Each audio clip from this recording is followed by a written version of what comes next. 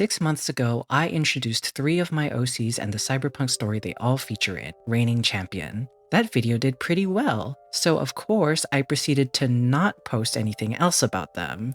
As you can see, I am very good at playing the algorithm game. While it looks like I haven't been doing anything, the reality is that I haven't been doing anything.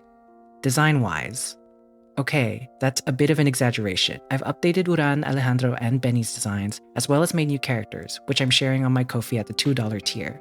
Hello, I lied. I actually decided that I wanted to participate in Art Fight this year at the very last minute, and because I had their designs on hand by the time that I made this decision, I just decided to upload them onto my Art Fight profile and my toy house. So if you want to see them, they're there, but I still intend to, on my Ko-fi, whenever I can, share exclusive updates on changes that I made to the actual story and plot, as well as talk more about 2 characters that I kind of have posted here and there. They're also named on my Art Fight profile. You can look if you care. They are relatively new, and I did make them for the story. They are important. I just haven't talked about them yet.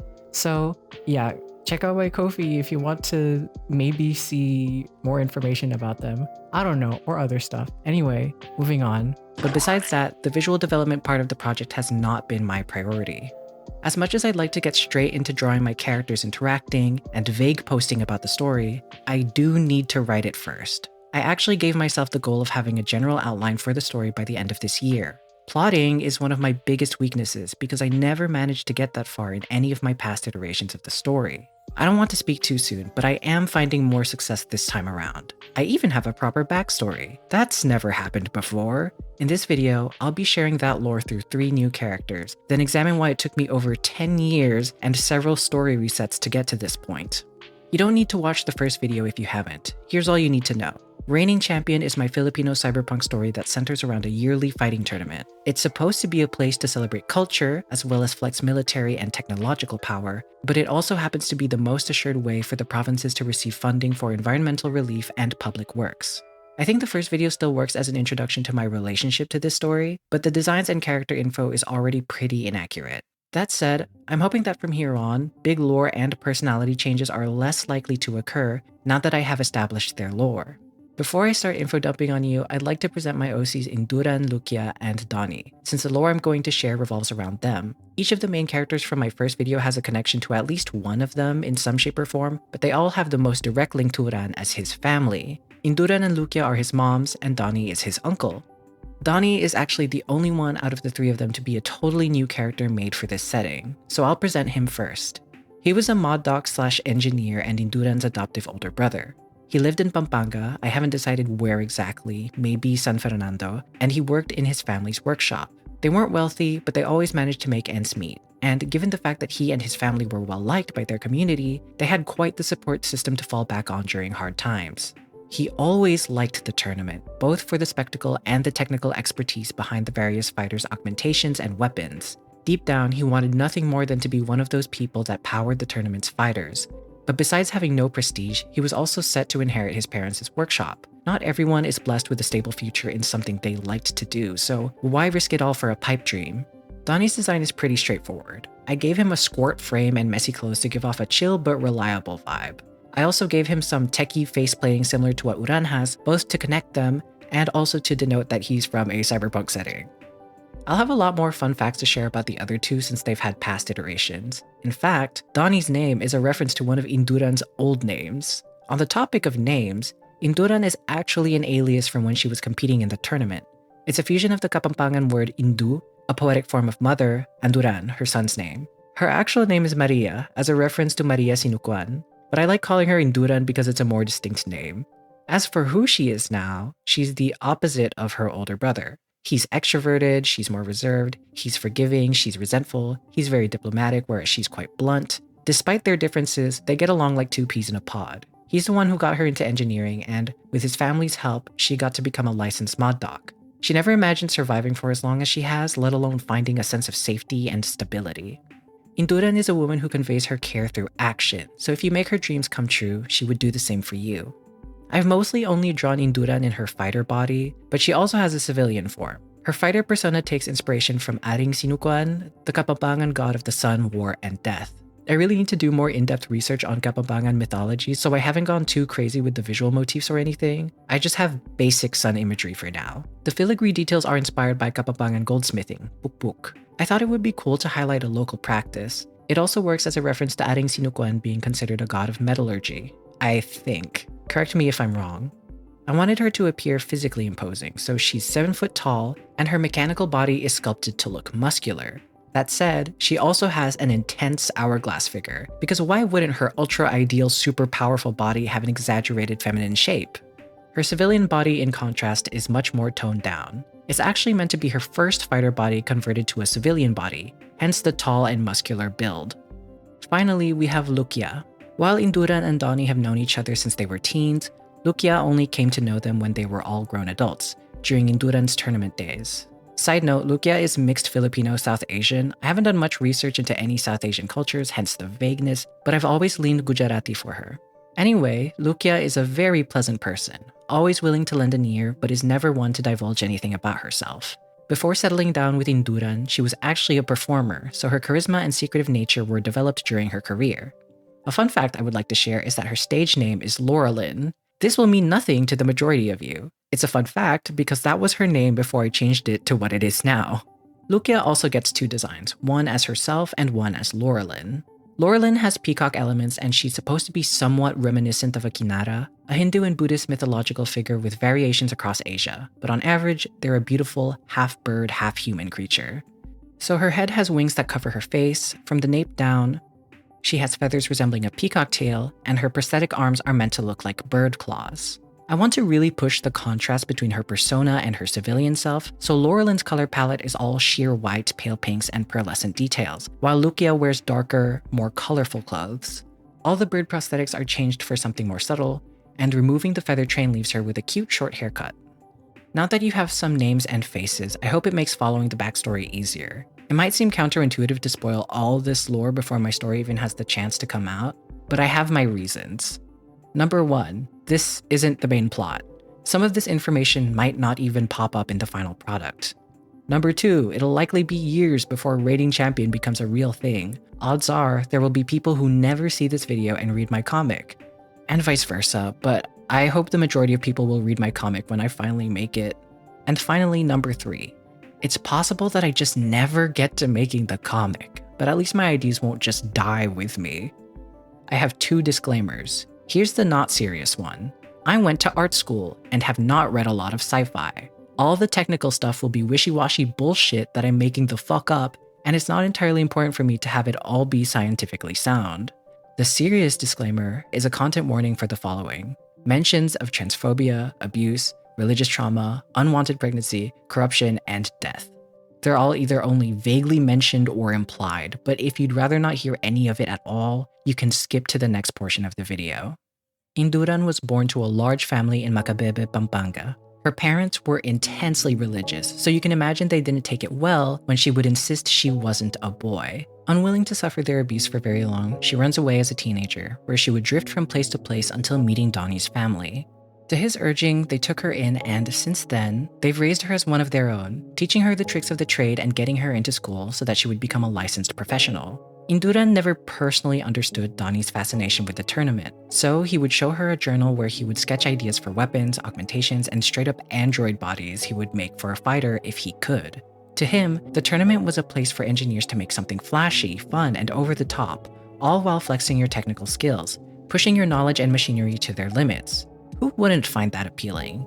This was when Induran figured out how she would repay Donnie's kindness.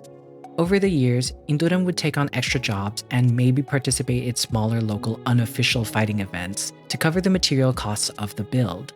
She would then commission him to build her a body like one from his journal.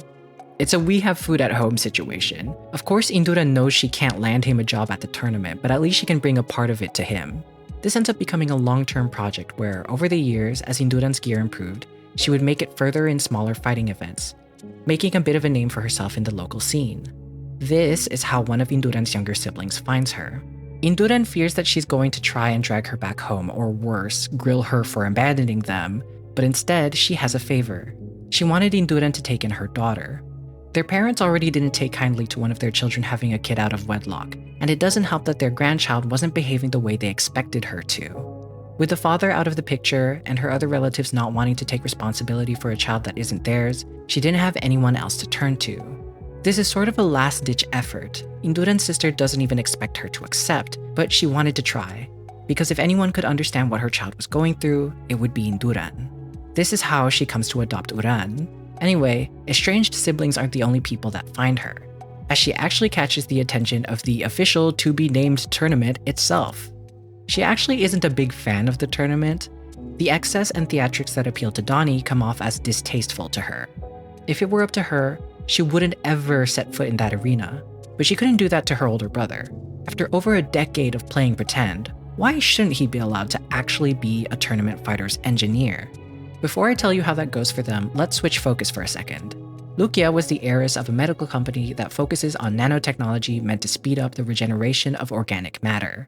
In the world of reigning champion, it's cheaper and simpler to have mechanical parts rather than maintain your flesh body. A lot of people even find it very fulfilling to take on crazy aesthetic mods, and for those who don't want to have a very robotic appearance, money can buy you imperceptible mods or a perfect artificial skin and hair. Nanotechnology is niche, super expensive, and not very accessible. If you're really dedicated to swearing off body mods, you can just stick to normal medicine. Not that that's any less expensive for a lot of people. Loukya's father sees things differently. If you can't afford high-end mods, he'll break down easier, and it'll ultimately be more costly than simply not having them to begin with.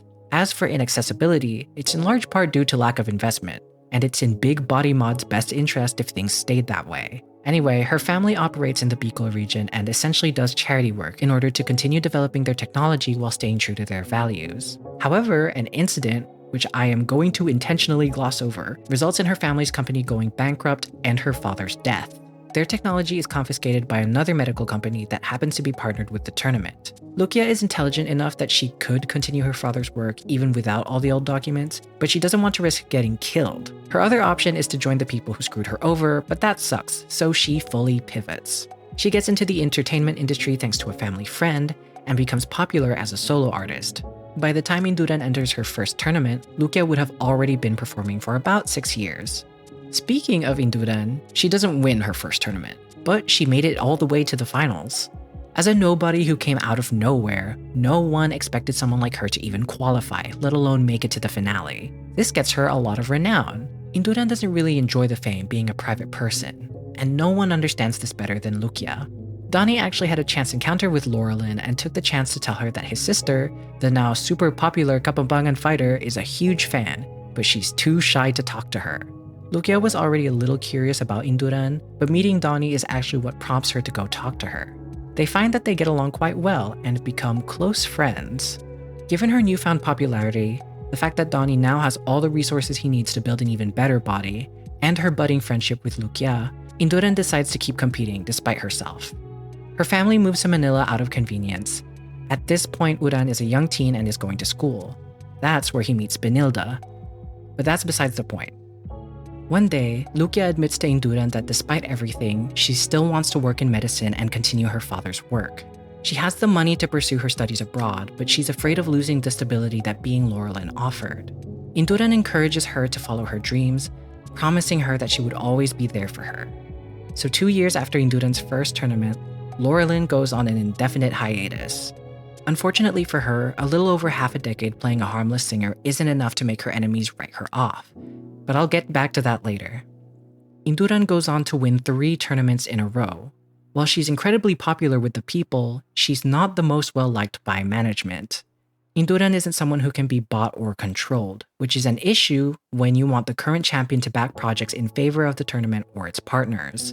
If they can't count on her losing, then they have to find other ways to get her out of the competition. Before Induran can start her 5th tournament, Donnie tragically dies in an accident, and she would sooner never compete again than have someone take his place as her engineer.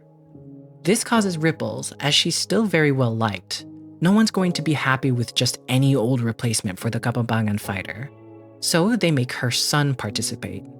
Induran wants to move back to Pampanga, but her son loves the tournament and he loved his uncle. He didn't like the way things ended for his mother, and he knows Donnie would have wanted him to do this. What's more spectacular than a son fighting in his mother's honor? Induran relents and decides to support him as his coach and engineer. Loukya, meanwhile, has returned from her studies and wants to keep Uran safe, so she signs on as his doctor. The same people who didn't want Induran to get too powerful have a vested interest in making sure her son doesn't get too popular either. Not only that, but a certain medical company partnered with the tournament is feeling very threatened by Loukya's return to medical technology. So unfortunately for Uran, his first time competing was doomed from the beginning. This video isn't about him though, so I'm not going to talk about that. Instead, I'd like to shift my focus to how I got to this point.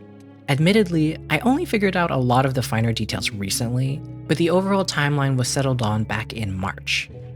Compared to the 10 years I've had these guys, I came up with everything relatively quickly, and I'm not exaggerating when I say this is the longest I have gone without making story-breaking changes. It's not true that my characters never had backstories, but they were half-baked at every iteration. I would even go so far as to say that they were nothing more than haphazardly prepped raw ingredients that never even made it to the oven.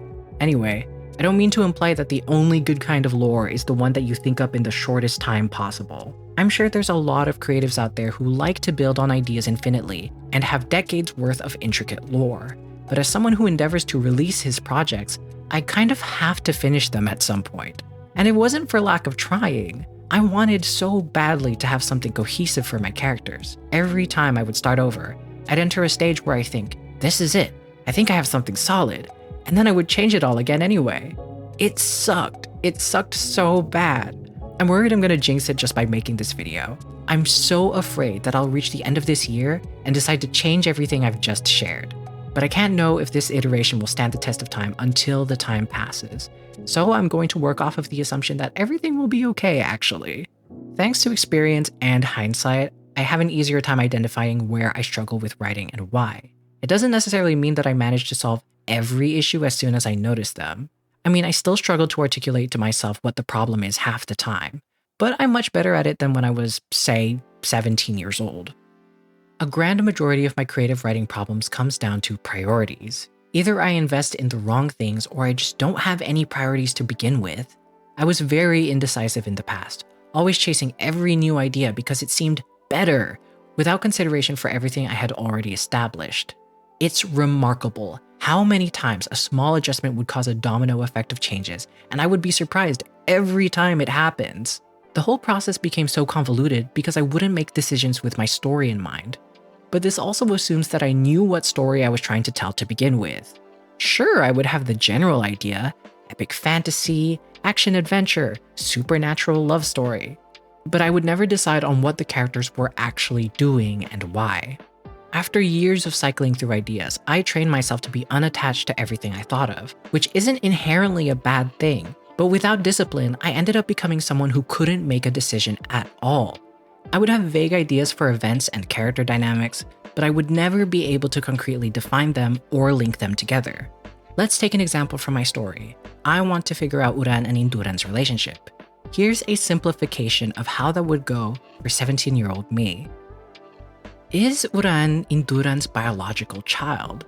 But I never considered a second parent, and I don't want to add another character to this dynamic. Induran can be a single parent, but I can't imagine her conceiving a child with a partner she wouldn't commit to. Maybe they died? But that would heavily affect her dynamic with Uran depending on her relationship to the second parent and the circumstances of their death. I am now going to explore every permutation of Induran's relationship to her potential former partner.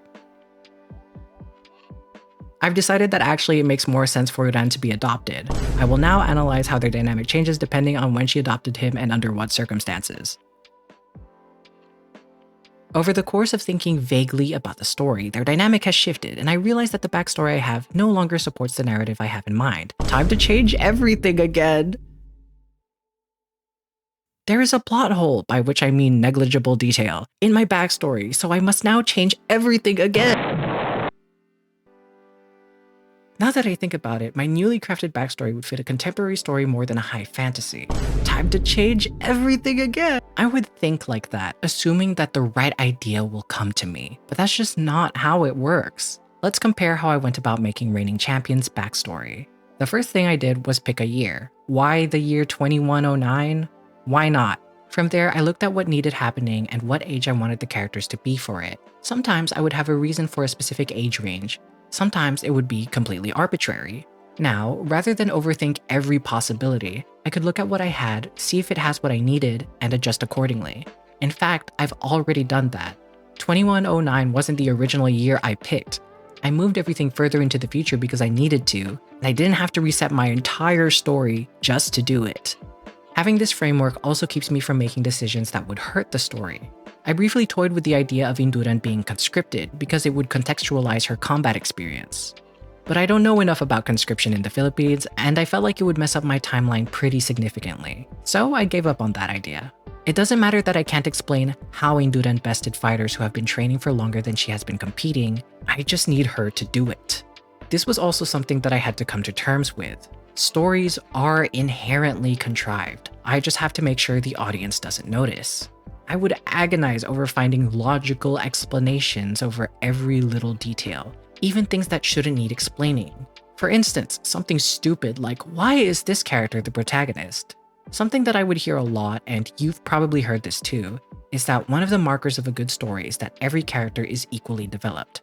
I took that literally, meaning I wouldn't approach character writing like making an interesting cast for the sake of the story, but I would treat it like writing a bunch of protagonists who happen to hang around each other. Creating a cast so good that any one of them could be the main character, and writing a bunch of concurrent stories are two very different things.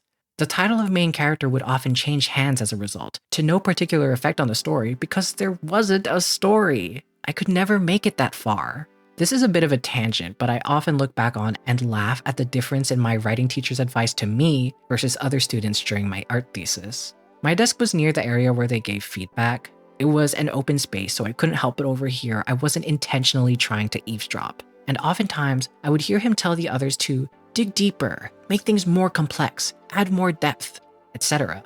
But every time I saw him, he would tell me that I was overcomplicating things. If a character needs to know something to move the plot forward, why can't they know it from the beginning? If character A needs character B to do something, why can't they directly communicate it? Whenever he asked me a question like that, I would never have a good answer, so I had no choice but to streamline things. And I'm glad for it, because it gave me a more cohesive story. Sometimes the simple or obvious answer is what the story needs. I've trained myself to avoid it thinking it would add more depth to my work, but it just makes things unnecessarily difficult. I actually have an example of this in Reigning Champion. In my first video, I shared that I wanted the incident that led to Uran's fall from grace to be connected to Benilda, his former bestie. I initially didn't want her to know that she was in any way responsible, but I couldn't justify her never connecting the dots if the bad thing that happened to Uran was always in direct consequence to what she did. I would have vague ideas, but they were overly convoluted and I would never fully develop them. When I really stopped to think about it, there was no real benefit to it being a misunderstanding rather than an active choice on her part. Making her directly, consciously responsible for ruining her friend's life not only solves my problem, but also gave me a way more interesting character conflict. Talking about it, it feels kind of silly. The answer seems so obvious, because for the most part it is. I still sometimes fall into the trap of wanting to look like I'm writing a good story, rather than actually focusing on writing a story. As a teenager, I was so concerned with doing things right that I never gave myself the opportunity to learn from my mistakes. I also didn't read or watch much of anything, and while I'm still slow to take in new media, I'm a lot better about it now. Seeing what's out there helps me identify what's already been done, what needs doing, and developing my taste. Expanding my creative library informs my ability to make decisions, but ultimately, it's a skill that only really develops through practice. I'm a lot more decisive now, and that's largely thanks to school. If I have a month to work on a 10-page comic, I would settle on an idea quickly so I could spend as much time as possible drawing. That said, working on a big personal project is pretty different from working on an assignment where the page count and theme are already decided on. So for the most part, I'm really just fucking around and finding out. That's all I have for today. Once I have my outline, I think I'll be able to focus on other stuff like research and visual development. I'm learning that I can't really multitask within a single project. As much as I want to draw for the story, I can't really do it without knowing what's in it. But it sucks because I'm more of a visual artist than a writer. I want to draw, but I won't let myself. As a result, for as much work as I'm putting into this project, at this stage, I don't have much to show for it. I didn't expect to take this long to make another video on Reigning Champion, and I'm beginning to suspect that this video series isn't going to be updated as frequently as I had hoped. Maybe that'll change further down the line, who knows. Like I said in the beginning, if you want to follow the development of my story more closely, you you can sign up for my $2 Ko-fi tier. I also have other tiers with various perks like bonus videos, art critiques, discounts on commissions, and chibi art, which I have been doing, I just never share them for some reason. Also, shout out to my Calico Cat tier members Noelle and Andromeda. You too can have your name featured at the end of my video if you sign up for any tier, but it's completely fine if you don't want to, just watching my video is good enough for me. Thanks for watching, I'll be back next month.